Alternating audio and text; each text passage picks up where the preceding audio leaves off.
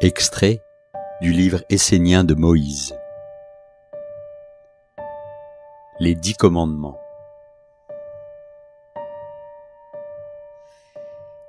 Et le mont Sinaï était tout entier dans la fumée, parce que le Seigneur y était descendu, entouré de flammes.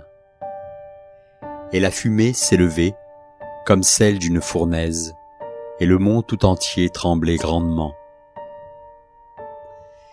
Et le Seigneur descendit sur le mont Sinaï, sur le sommet de la montagne, et le Seigneur dit à Moïse de monter jusqu'au sommet de la montagne, et Moïse y monta. Et le Seigneur vit venir Moïse vers la montagne en lui disant, « Viens à moi, car je te donnerai la loi qui guidera ton peuple et qui servira d'alliance aux enfants de la lumière. » Et Moïse monta jusqu'à Dieu, et Dieu prononça toutes ces paroles, disant, « Je suis la loi, je suis ton Dieu qui t'a délivré de la terrible servitude des ténèbres. Tu n'auras pas d'autre loi que la mienne. Tu ne fabriqueras parmi les tiens aucune image de la loi, ni au ciel, ni sur la terre. Je suis la loi invisible, sans commencement ni fin.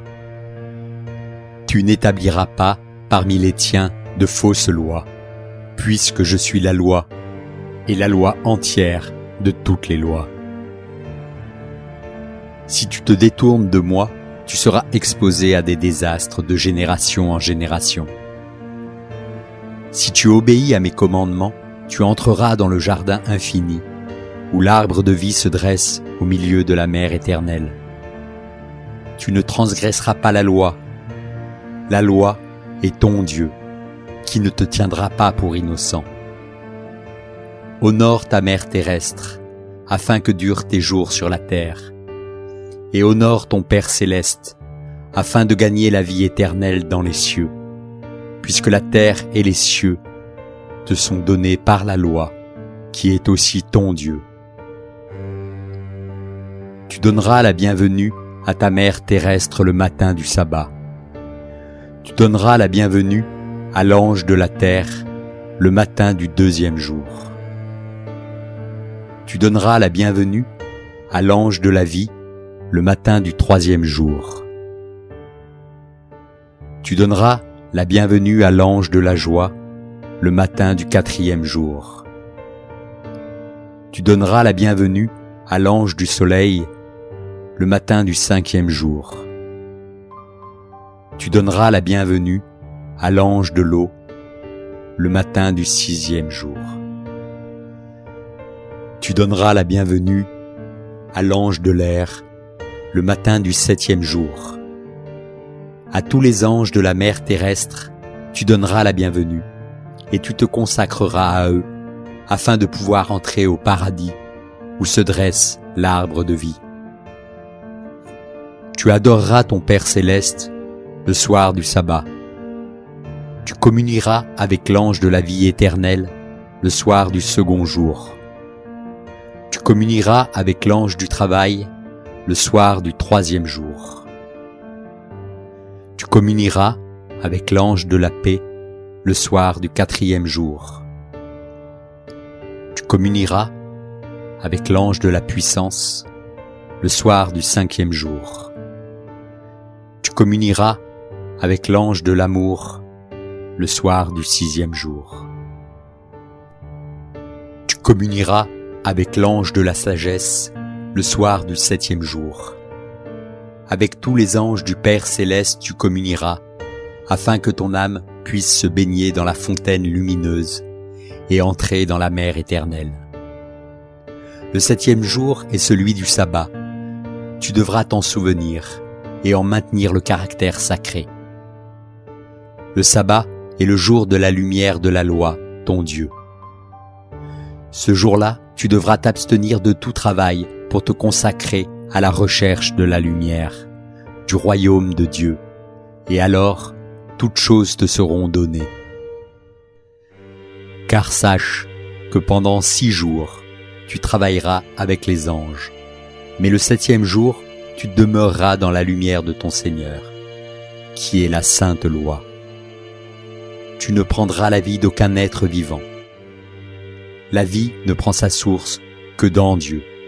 Lui seul la donne et la reprend. Tu ne souilleras pas l'amour qui est le présent sacré fait par ton Père céleste. Tu ne vendras pas ton âme, qui est le présent inestimable fait par le Dieu aimant en vue de jouir des richesses de ce monde, qui sont comme des graines semées dans un sol rocailleux, et qui, comme elles, n'ont pas de racines et ne durent qu'un court moment. Tu ne témoigneras pas faussement de la loi en l'utilisant contre ton frère. Seul Dieu connaît le commencement et la fin de toute chose, car il n'a qu'un seul œil, et il est la loi sacrée. Tu ne convoiteras pas les possessions de ton prochain. La loi te comblera de présents bien plus grands, et te donnera même la terre et les cieux, si tu suis les commandements de ton Seigneur Dieu. Et Moïse entendit la voix du Seigneur, et c'est là avec lui l'alliance qui unit le Seigneur et les enfants de la lumière. Et Moïse revint sur ses pas, et descendit de la montagne, les 2 tables de la loi dans les mains. Et les tables étaient l'œuvre de Dieu, et les signes tracés sur les tables étaient écrits de la main de Dieu. Ne sachant pas ce qu'il était advenu de Moïse, les gens de son peuple s'étaient rassemblés. Ils avaient arraché leurs boucles d'oreilles et avaient fabriqué un veau moulé dans ce métal.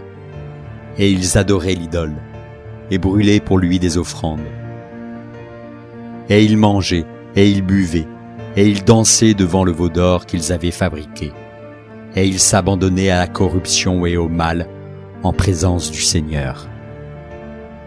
Alors il advint qu'à peine Moïse arriva au campement, à la nuit tombée, il vit le veau et les danses et l'esprit du mal qui s'était emparé du peuple. Alors sa colère se déchaîna. Il jeta les tables et les brisa au pied de la montagne. Alors il advint qu'au matin, Moïse dit aux gens de son peuple, « Vous avez commis un très grand péché, vous avez renié votre Créateur. Je vais retourner vers le Seigneur et lui demander pardon de votre péché. » Et Moïse retourna auprès du Seigneur et dit, « Seigneur, tu as vu comment la loi sacrée a été profanée, car tes enfants ont perdu la foi et ont rendu grâce aux ténèbres et se sont fabriqués un veau d'or. Seigneur, pardonne-leur, car ils sont aveugles à la lumière. » Et le Seigneur dit à Moïse, « Écoute, à l'aube des temps, il y avait une alliance entre Dieu et l'homme, et la flamme sacrée du Créateur est entrée dans l'homme. Et l'homme fut fait le Fils de Dieu, et il reçut la mission de préserver l'héritage du premier-né, de faire fructifier la terre de son Père et d'en conserver le caractère sacré. Celui qui rejette le Créateur loin de lui crache sur son droit de naissance. Et il n'y a pas de péché plus grave qui soit aux yeux de Dieu. » Et le Seigneur dit encore, « Seuls les enfants de la lumière peuvent suivre les commandements de la loi. Écoute-moi, car je te dis cela. Les tables que tu as brisées ne seront plus jamais écrites dans la langue des hommes. Puisque tu les as rendues à la terre et au feu, elles vivront désormais invisibles dans le cœur de ceux qui sont capables de suivre leur loi. À ton peuple de peu de foi, qui a péché contre le Créateur, alors même que tu te tenais debout sur le sol sacré devant ton Dieu, je vais donner une autre loi. Ce sera une loi austère en vérité, qui les enchaînera, car ils ne connaissent pas encore le royaume de la lumière. » Alors Moïse cacha la loi invisible au fond de son cœur, et la garda pour la montrer aux enfants de la lumière. Et Dieu donna à Moïse la loi écrite destinée au peuple.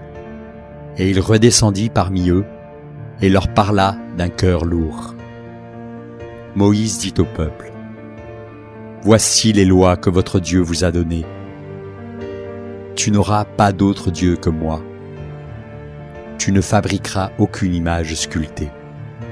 Tu n'invoqueras pas le nom de ton Seigneur en vain.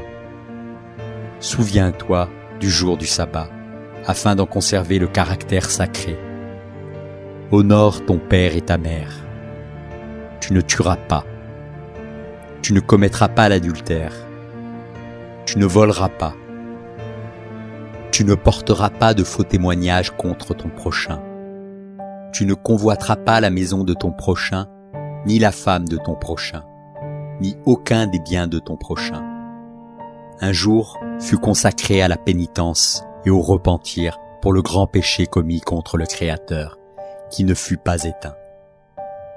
Les tables brisées de la loi invisible restèrent cachées au fond du cœur de Moïse, jusqu'au jour où il advint que les enfants de la lumière apparurent dans le désert, et où les anges descendirent sur la terre.